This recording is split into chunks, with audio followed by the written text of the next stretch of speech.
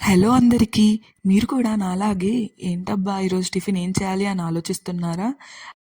అయితే ఎలాంటి ప్రిపరేషన్ అవసరం లేనటువంటి దోస ఎలా చేయాలో చూద్దాం ఇప్పుడు. ఏంటి ఎలాంటి ప్రిపరేషన్ లేకుండా దోసనా? అవునండి, జస్ట్ 2 ఇంగ్రీడియంట్స్తో మనం ఇప్పుడు దోసని ప్రిపేర్ చేస్తాము. ముందుగా ఒక బౌల్లో 1 కప్ అటుకులని కడిగి నానబెట్టుకోవాలి. ఇంకొక బౌల్లో 2 కప్స్ బొంబాయి రవ్వని వేసి పెరుగు లేదా మజ్జిగని వేసి ఒక 10-15 మినిట్స్ నానబెట్టుకోవాలి. నానబెట్టుకున్న రవ్వని అటుకుల్ని మెత్తగా పేస్ట్ చేసుకొని ఒక బౌల్లో వేసుకోవాలి. ఇందులో మనం కొంచెం వంట సోడా, తగినంత ఉప్పు వేసి బాగా మిక్స్ చేసుకోవాలి.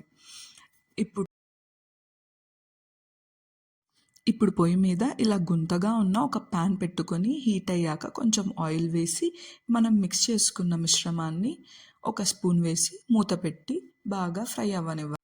ఒక 2-3 మినిట్స్ తర్వాత మూత తీసి ఇంకొక పక్కన కూడా బాగా కాల్చుకోవాలి. అంతే, ఎంతో సింపుల్ అండ్ ఈజీ అయిన ఇన్స్టంట్ దోస రెడీ. దీన్ని మనం స్పెషల్ టొమాటో చట్నీతో నంచుకుంటే చాలా బాగుంటుంది. మరి ఆ స్పెషల్ చట్నీ ఎలా చేయాలో నా ఛానల్లో ఇంకొక వీడియో పోస్ట్ చేశాను. కావాలంటే please do checkout. Thanks for watching.